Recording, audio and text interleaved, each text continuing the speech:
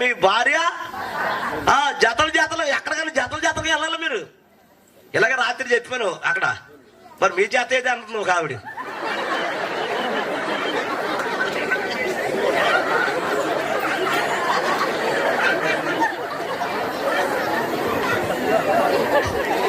రాత్రి ఎలా చెప్తే ఒక ఆవిడ లేచి మరి నీ చేత ఏది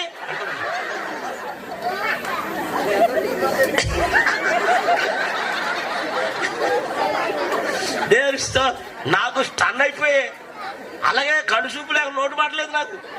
అంటే అన్ని వేల మందిలో లేచి ఇదిగో ఆ చేత కావాలి ఈ చేత అన్నా మరి నీ చేత ఏది అంటుంది.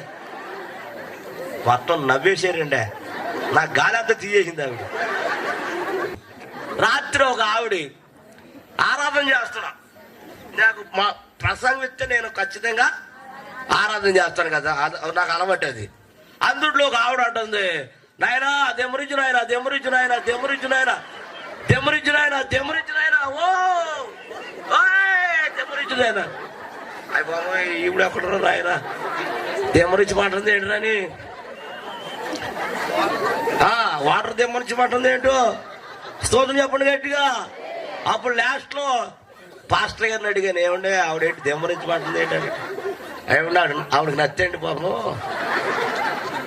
ఏంటంటే ఆవిడకి మరి ఏంటంటే అసలు ఏంటి గొడవ అంటే, కుమ్మరించునాయన కుమ్మరించునాయన కుమ్మరించునాయన కుమ్మరించునాయన కుమ్మరించునాయన అన్న మాటకి